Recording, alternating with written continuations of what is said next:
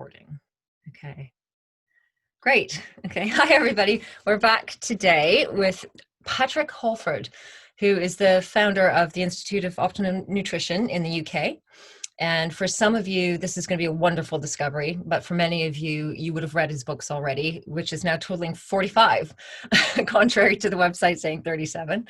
So congratulations, Patrick, because that is a major feat in research and sharing and really good information for people to empower people, which is part of the conversation I wanted to have with you today, about how we can be stronger in ourselves using supplements and using nutrition and simple things people can do for themselves at home, and also touching base on the amazing work that you've done already with the COVID stuff going on and looking at the RCT trial and vitamin C.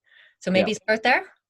Yeah, certainly. I mean, I was actually on a beach in Kenya when it struck, and I did a post because my teacher was Dr. Linus Pauling, 2 Nobel Prizes, 48 PhDs. When Einstein was asked, "Are you a genius?" he said, "If you want a real genius, it's Linus Pauling." I mean, extraordinary man. And people don't get it, but he spent the last 39 years of his life on nothing but vitamin C, viruses, and cancer. He had never discovered a substance like vitamin C where 10 milligrams, you could barely see it, stopped you dying of scurvy, and yet 100,000 milligrams is not toxic. Water is more toxic. 10 liters of water in 10 minutes will kill you. And he also noticed that all animals make vitamin C, and the only exceptions are primates, which we are part of, guinea pigs, fruit-eating bat, and there's a couple of Amazonian fish called the Oscar and Teleost fish, and I think also the red-vented bulbul bird. But all other animals make vitamin C, and they make a lot. So 1 gram is about 20 oranges worth, and a goat's going to make about 15 grams. And if you stress a goat out, or you give it a virus, it can even go up to 100 grams. So he noticed that animals make vitamin C. And by the way, ever since the beginning of oxygen life forms, where we're using glucose, sugar, to make energy and reacting it with oxygen, you produce exhaust fumes, which are oxidants. So vitamin C, which is derived from glucose, all animals make it from glucose, all plants make it from fructose. In the laboratory, when you buy ascorbic acid, it's actually made from glucose. You put it through 5 chemical reactions, you end up with this thing, ascorbic acid. It's been around for billions of years, ever since life began. It's one of the most critical substances. And he noticed that animals who make it do not get viruses, generally speaking, do not get cancer. So even Ebola, it will strike, monkeys. COVID, coronavirus, will affect bats, it will affect monkeys, primates, and us, but not sheep, dog, cats, rats. All of these animals around us not getting it. And he thought that was truly fascinating. And he found out that animals always keep their blood level at a certain point, it's between 60 and 70 units. When you get below 20, you're deficient. At 11, you're kind of heading towards scurvy. And by the way, every single person that I've seen tested coming into intensive care units is incredibly low in vitamin C. And the level of vitamin C, so when they get to that critical phase, they're vitamin C depleted, and it predicts survival. So anyway, I did this post, got 70,000 hits. Facebook shut it down.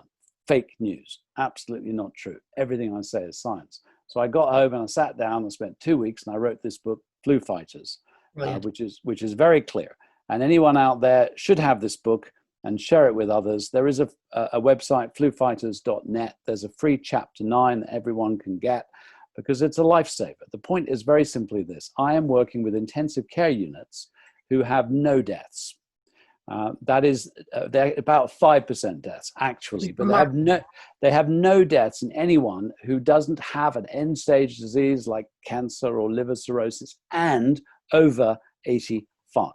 So the first thing to know is, if you did get to that phase, which you never need to get to, if you're treated right, which is intravenous vitamin C, steroids, and I'll explain why. These are like steroid drugs, anti-inflammatory drugs, plus anticoagulants, you will not die. This is not a disease that needs to be fatal at all. And let me unpack that bit in a minute. We'll put it over there. The point is that every single risk factor for COVID, men get it more than women, black more than white, age, the older you are, the greater your risk, diabetics more, hypertensive, high blood pressure more, and so on. Every single one of those actually relates to vitamin C. So to give you an example, when we've looked at the vitamin C levels of people coming into intensive care units and the age of people, we can sort of predict risk of death by age. So it is a risk factor. But if you control for the vitamin C level, age is no longer a risk factor. It's just that the older people have lower vitamin C. So the older you are, the more you need. It's all about vitamin C. And what I do, I take 2 grams every day. I haven't changed that at all in these COVID times. It's water soluble, so I don't want to do it all in one go. I'm going to split it. But the very second I get the first signs of any cold, sniffle or snuffle, I just take 1 gram an hour. And I'm pretty certain it was COVID. It happened in June. It was quite nasty, but it took 18 hours. The vitamin C I take also, so it's a gram an hour. And in truth, you're going to sleep a bit. So you'll probably get 20 grams in the day. People go, oh my God, will I get loose bowels? The amazing thing is usually not. If you take more vitamin, if I take 5 grams today and I don't need it, I will get loose bowels, which is not like the end of the world. For some people, it's a benefit. But it's how the body tells you what you need. Yes. So the minute you're no longer absorbing it because you don't need to, you get it in the digestive tract and you get loose bowels. So going up to bowel tolerance makes a lot of sense. But, I've got cancer patients taking 40 grams a day with no loose bowels at all. If your body needs it, it will absorb vitamin C, full stop. Zinc works, but you have to get up to about 60 milligrams. So the vitamin C I take, it's called Immune C, has 3 milligrams of zinc in it. So if I'm taking 20 of those, I've got 60 milligrams of zinc. Black elderberry works. You've heard of sambucol, elderberry extract, etc. So my vitamin C has elderberry extract, so that helps as well. Vitamin D works. We all have, vitamin D doesn't work like vitamin C, in other words, taking, a certain amount every hour. You just need to have your blood level of vitamin D certainly above 75 nanomoles per liter, and ideally probably at about 100. And we know in the recent Spanish study that when they gave, most of us will take 1,000 IUs of vitamin D in the winter, which is like 1 drop or 1 pill. That's probably enough. It may not be enough for some, but it's probably enough. But what happened in this one study in Spain is they gave people 500,000 IUs on arrival in hospital, and only 2% ended up in ICU compared to 50% of those. That's incredible, isn't it? Placebo. How powerful is that? Exactly. And of those 2%, nobody died. So it's really, really, really hard to die from COVID if you do the right thing. And by the way, vitamin C is not just antiviral for COVID, it's antiviral for rabies, for measles, for HIV, for Ebola, the whole lot really. And and there's one interesting question if you explore this, because you say, okay, if bats don't make vitamin C and monkeys and primates, guinea pigs are the experimental animal of choice because they share our loss of the ability to make vitamin C. So what's very clear, somewhere in our distant evolutionary past, there's a bit of genetic damage so that one of the enzymes that turns glucose into vitamin C is gone. So here you have a monkey with a defect. And that monkey, like gorillas, will eat 4.5 grams a day. 1 gram is 20 oranges. So they're eating the equivalent today of about 80 oranges. And they wouldn't have suffered. They've got it around, so they wouldn't have suffered. But suddenly all that glucose that a goat uses to make all this vitamin C is available for energy.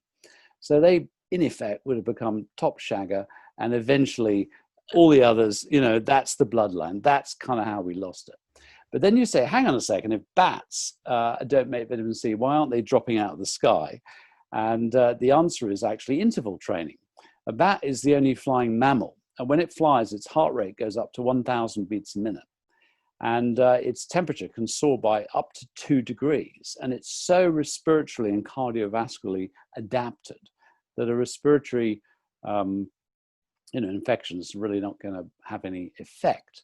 So that's, and what's very interesting, and if you sort of explore this a bit more, the whole Hubei province, China is fascinating for selenium research, because there's one area where it's really high and you get selenium toxicity from the food, from the soil, and another area, the Hubei province, which Wuhan is in, which is really low. And what we know is when you make an animal selenium deficient, viruses can mutate rapidly. So it's very, very likely that that's one of the factors that happened here. But when you step back from all this, you realize that we basically fucked up our whole ecological system. we're not doing the right thing with soil, we're not eating the right food, we're not living in the right way. You know, we're basically not a naked ape, but a knackered ape. And, you know, here we have a disease which is just, you know, above the threshold of survival for those people who have very little resilience, but you don't need to be one of them. So if you know what to do with vitamin C, which is not like any other vitamin, we've lost the ability to make it. We have to copy what an animal does. And if you do that, you know, you're really not going to have a hard time, because no one dies from this virus. See, the virus is basically over in about 6 to 8 days maximum, if you don't nail it really quickly in 24 hours, which is what you should do. It does replicate fast. Then you get dead virus particles. And what happens generally in the first week, symptoms in the throat, second week in the lungs. That's if you haven't sorted it out. You've got low vitamin D levels, don't take vitamin C. By then you've depleted your vitamin C, by the way, so you've got no ability to cope. And now what happens in sort of week 3, the inflammatory phase, is your immune system attacks all these dead virus particles in the same way that in sepsis or blood poisoning, it attacks bacteria and causes a massive inflammatory response. It's called a cytokine storm. And at that point, the adrenal glands, this is where it gets really interesting, store vitamin C 100 times more than any other organ in the body. They actually release vitamin C into the blood, raising blood levels 20-fold. In other words, vitamin C is a hormone secreted from an endocrine gland, the adrenal glands, together with cortisol, which is the most powerful anti-inflammatory agent. And those two help each other to work. And if you don't get the inflammation down, if you don't, you know, put out the fire, you're dead. So the point is, steroids work. And for example, in a study, you know, in the big sort of recovery trial of people on mechanical ventilators, 30% less mortality with steroids. Now, in the Chinese study from Wuhan, Zhongnan, there was 68% less mortality in the vitamin C versus the placebo group. So in other words, one sentence. Yeah. I mean, that's 68% less mortality. So 30% less mortality on ventilators in the steroids in one study, and 68% less mortality in the critically ill versus mechanical ventilator, you know, either in goes the vitamin C or in goes sterile water, 68% less. Massive. And when you met, it's outrageous. When you measure inflammation, normally in this context, you measure interleukin 6 or IL-6. So the level is 19 in the vitamin C group and 158 in the placebo group. But the point is, in the Chinese study, they weren't using steroids.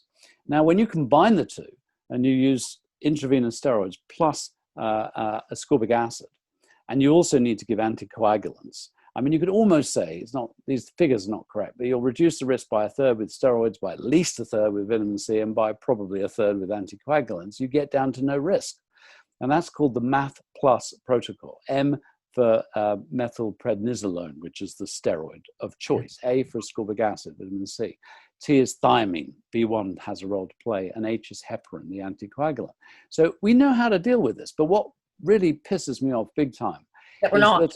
Well, it's not just that we're not, but on the 2nd of February, China ships into Wuhan 50 tons, 50 million 1-gram doses of vitamin C, gives it to every hospitalized patient intravenously in the ICUs, and also to all healthcare workers. And by the end of April, there is no COVID in Wuhan. And I know this because at the end of April, I spoke to Professor Peng at the Zhongnan University Hospital, very respected hospital. And he was doing this trial that I just mentioned, hoping for 140 people, because that's when you get enough statistical power to have no question about it.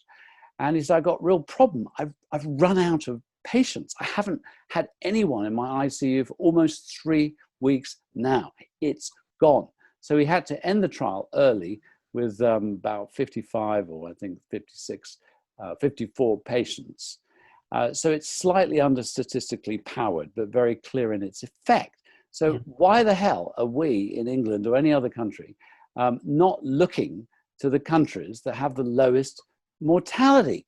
You know, and by the way, the thing about China, obviously, you know, there's lots of pluses and minuses. By the way, they're publishing flu fighters this week in Chinese. So it's in Italian now. It's in French as well. We need a Spanish translator. But they're not under control of Big Pharma. That's the bottom line. I mean, when GSK moved into China and did their usual trick of bribing everyone with about $1 billion, bribing money, bribe all the health officials, et cetera, they got kicked out and fined $2 billion for so doing.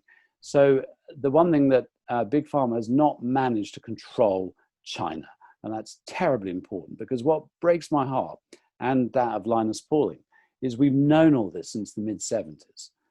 His work was exquisitely excellent. And the only reason it's not happening ultimately is because it fucks up the profit stream of drugs and potentially vaccines as well. I'm not necessarily against vaccines.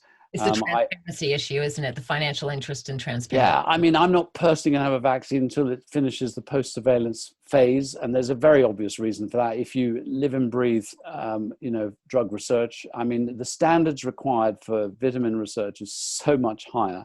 And I have seen so many really dirty cheats.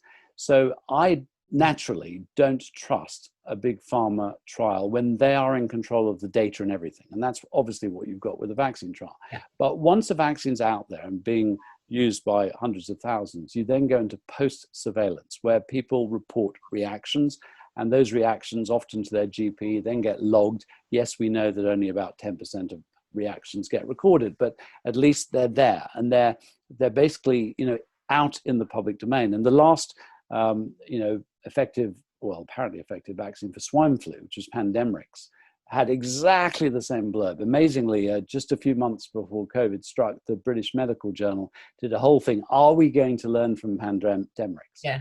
And it was just exactly the same language we are now. It's just an exact replay 1 year later, after there had been thousands of cases of narcolepsy where people just fell asleep. It got taken off the market and it didn't work. So, sure, if you want to have it, and probably, you'll be okay, but I'm not going to, because I don't need to, number one. And number two, I just want to wait until the post-surveillance phase is over. But the bottom line is vitamin C is such powerful medicine. It's going to interfere with a number of drugs. Give you an example. One of the hottest hitting research papers right now in JAMA, the Journal of American Medical Association, co-authored by Fauci, is on the need for early COVID drugs. Never mind late stage, early. What should we do? And I went and posted, as soon as that came up, I posted a comment. And funnily enough, I got a sort of standard reply that said, we won't publish your comment because it's got to fulfill these criteria. And I wrote back and said, I've fulfilled every single criteria. So, what is your problem? Is it just antivitamins? And I then got my lovely dear friend, co-author of our paper, Professor David Smith, Emeritus Professor of Pharmacology at Oxford University, to basically post a comment. His got through. And so it's there as the second comment, because vitamin C is the perfect early COVID drug. I should mention ivermectin, which is a very safe anti-parasite drug, also inhibits viral replication. And there's a good case for using both in high-risk groups early to prevent, further spread. So there are things that can be done. But what happened, just to sort of finish this story, is that basically I was trying to think, how the hell are we going to shift, these, insane government positions? And what I learned is they all pass the buck. So you ask the government, they say you ask Public Health England and the UK, they say we ask SACN, the Scientific Advisory Committee of Nutrition, and and basically what I thought is needed is one review of all the 120 studies on vitamin C in relation to COVID. So I wrote it. I don't usually do that. I'm more in the public domain. And then I sent it to the 8 leading professors of emergency medicine, pharmacology, immunology, et cetera, around the world. And said, what do you think? And please critique it. Please improve it. What can you do? And they were amazing. Every single one of them dived into my paper, ripped it to pieces, improved it. It was a perfect case of international democracy, because everyone cared about saving lives. That's the point. And at the end of it, it was a really excellent paper, I might say so. And I said, do you want to be co-authors? And they basically said, yeah, sure. We kept a couple out who are kind of the agitators who are presenting it to. On Wednesday, Professor Philip Calder, who's a brilliant professor of Immunology and Nutrition and Medicine from Southampton presented it to the Scientific Advisory Committee on Nutrition in the UK. Professor David Smith presented it to NICE. It's almost had 1,000 downloads already. We've started a campaign called Vitamin C for COVID.com. Over 50 countries have signed up already. We've got about 30 medical and nutritional organizations who have affiliated. It's a very clear petition. 7 things we want to have happen. At one end is stopping vitamin C plus COVID plus Corona being in the algorithm for fake news. Yes. That has to stop. And at the other extreme is trialing vitamin C ICU. I went, just to tell you a story, I went to see the only ICU head of research, Marcella Vizcachipi, Chelsea and Westminster Foundation. She was giving 2 grams of vitamin C, the only one that I know of in the UK in the first wave, had the lowest mortality rate. It's not just about vitamin C, but she was doing that. And I challenged her and said, you know, you're a woman of science, you're head of research, you teach at Imperial. How do you know you're giving enough if you don't test? And she said, you're absolutely right. So I gave her some vitamin C urine sticks. Terribly simple, you know how you just stick it in the urine, vitamin C deficient. And I asked her a week ago, I interviewed her. The interview is actually out on my podcast channel, Patrick Holford Podbean, or you'll find it. It's underneath this. Yeah, you'll find it everywhere. And she started to test. So I said, what are you doing differently? And she said, we're testing. And I said, what have you found? She said, we've found 2 grams not enough. In other words, people are arriving deficient. They can't get the appropriate adrenal response. You've got to correct. It's a disease-induced deficiency. 2 grams does nothing for many of these people. She's up to 6 grams. The Americans are using 12 grams, 3 grams every 6 hours. The Chinese study was 12 grams twice a day. So we don't know the exact right dose, but it's probably more than 6 grams, and it's probably less than 24 grams. Dirt cheap, no side effects. You know, you do not need to be worried about all this. That's the point. If I could just say one thing, you know, you don't need to suffer, you don't need to die.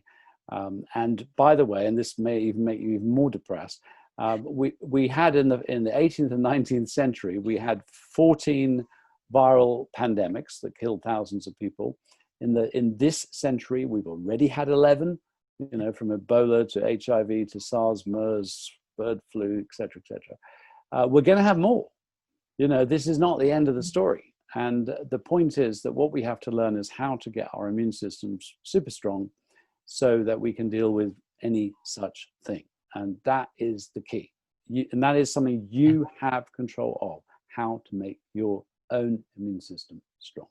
By the way, one other thing, because I know you were talking about stress, vitamin C is an anti-stress hormone. So one of the things that happens when you take vitamin C is your energy goes up and you become much more chilled. So you're very, you know, why not do it? That is the legacy of the late Dr. Linus Pauling, 48 PhDs, 2 Nobel Prizes, greatest brain there ever was. It's remarkable stuff. And the fact that a lot of this isn't mainstream, I mean, us in our kind of alternative bubble of working with nutrition and chiropractic and the rest of it, we're so into that, and we're all over that with everybody that we've seen all through the pandemic and through the lockdowns and stuff, where we were still open and still seeing people, especially for the medical essential. And it was interesting because it really has made a tremendous difference in the stress levels. You know, and when I look at some of the post-viral fallout that I've seen in a few people, it's the ones who you would consider fit and healthy, but they were so adrenally wasted. They just didn't have that resilience. And they certainly didn't have that store in their adrenals to help them get through the rest of it in terms of bringing their body back up to where they should be. So that's been a big issue for them as well as the post-viral. Yeah. And to pick up on that, if you're a marathon runner, if we want to do a study on colds, we use marathon runners. Because once you've expended that much energy, if you haven't also massively increased your intake of antioxidants, which you need when you're generating oxidants, you are depleted. So marathon runners get loads of colds after marathons. Perfect sample. And if you're also stressed and you've just expended all your supply of vitamin C, then you are at risk. And that's why you have to keep your vitamin C level, you know, consistently in a good place. And obviously, you know, eating broccoli and greens and berries and blueberries and strawberries and peppers and all oranges and all that sort of thing helps, but you won't get to the level that you need if you get a viral infection. I am 62 years old. I feel absolutely fantastic. The only thing that's really changed is my eyesight. I wear glasses for the small print, but my energy is, I mean, is through the roof. Nothing's changed really at all. I mean, my hair is grayer and all that sort of stuff happens. So you know, you just need to get the nutrition right. It makes, and I think also what's probably true is whatever you think vitamin C does, you're underestimating it. I didn't even know. I knew that the adrenals stored it. I didn't, and I haven't quite unpicked the exact way that vitamin C and cortisol work together. So I'm learning, you know, after 45 years researching it, I'm still learning how powerful these nutrients are. It's so, yeah, getting a book like Flu Fighters, reading it is very good. You may or may not know, but just before you, I was doing a Q&A because I have a new book out, because I thought, if you're going to be vegan, I'm not vegan, I'm a vegetarian, but if you're going to be vegan, you know, how to do it healthy. So I, you know, just did that one as well. A little plug for a book there. So I'm way ahead of you on that one. It's already on our site and everything. Okay. Thank you. But it's really important, I think, because again, the idea of empowering people to take control, that they're not helpless in this situation. And part of that whole media barrage that we had in the first part of the year has really decimated people to where they just can't get out of that fight flight. You know, we're working really strongly with that, and particularly with the younger kids and the teens who are struggling, particularly with the first lockdown. And then the younger kids who haven't developed that prefrontal cortex yet, that are just absorbing all of this scary energy like sponges, you know, and seeing things quite literally and really fearful that they're gonna be the cause of somebody's death. So there's a whole lot to unpick there too. But anything that you can recommend to help bring that body back into balance, help to get them better sleep, you know, things like that, because people are struggling with sleep as well because of the worries. Well, it is. I saw a T-shirt the other day that said everything you want is the other side of fear. So I think we are going into this fear state, and that's a terribly important thing to deal with. You can't think straight and you can't make good decisions when you're paralyzed like that. Absolutely. And you have to find your way to your center, you know, whether it's meditation or mantra or yoga or breathing or any of that sort of stuff. It's terribly important to not be coming from a place of fear. And old Jerry Jampolsky wrote, "Love is letting go of fear." You know, it's this, you're either in a state of contraction, fear, or, you know, in a more open state. And how to do that. I mean, certainly what happens, HeartMath is very excellent. We use a lot of HeartMath in our office. Yeah, so, you know, if you don't know, you just clip this little thing on your ear and you plug it in your phone, and you can basically see your stress resilient state and just sort of bring it down. So HeartMath's a very sort of measured approach. Do you know about John Levine's Silence of Peace? No. John Levine has composed music that puts you out of beta waves, which is kind of active sort of stress, and then you have to go into alpha to sleep. So Silence of Peace, download it, have it on your phone. I have a little music machine next to my bed. If I wake up in the night, just press the button, on comes Silence of Peace. It's 45 minutes long. Never got to the end of it. So you entrain yourself to go into a good space. And one of my friends, Dr. Mary Helen Hensley in Ireland, with studio in LA, and they've done a recording recently called Larimar Dreams. And that was about, I don't know how many tracks are on there, but they're all the different sound frequencies for healing. And they have an 8-hour loop that does the 528 for sleep, which is a really lovely one to listen to.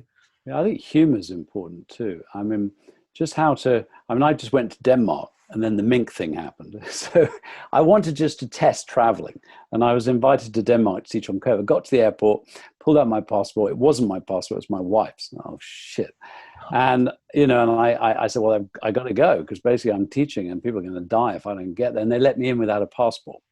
And then this mink thing happened in Denmark. They thought they got a mutation of the virus, which is going to happen.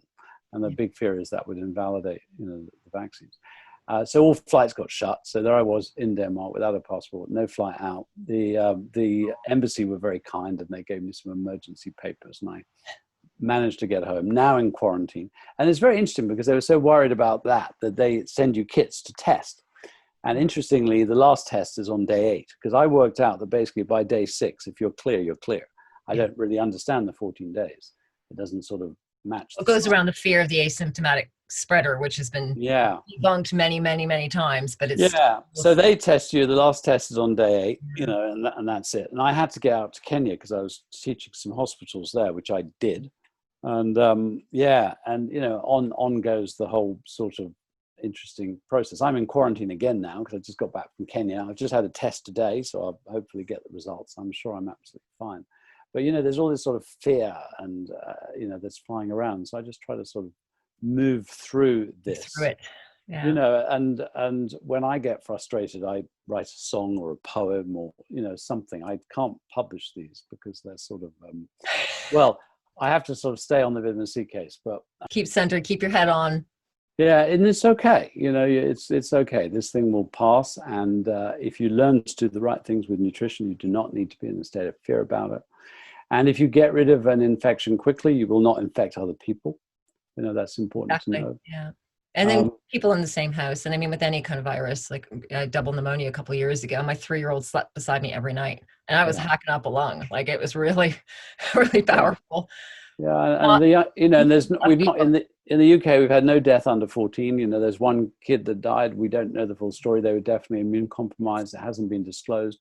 So, you know, children have a stronger immune system, but you know, if you get the right nutrients, you don't really need to worry about it. So find a way of getting on with your life and use this as an opportunity to learn. You know, it doesn't need to be such a terrible, drastic thing. Remember, everything you want is the other side of fear. Yeah. Yes.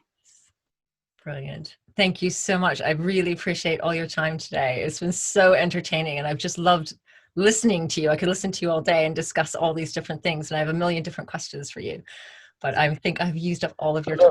My kids made me a t-shirt. What do you think? I think it's 100% you.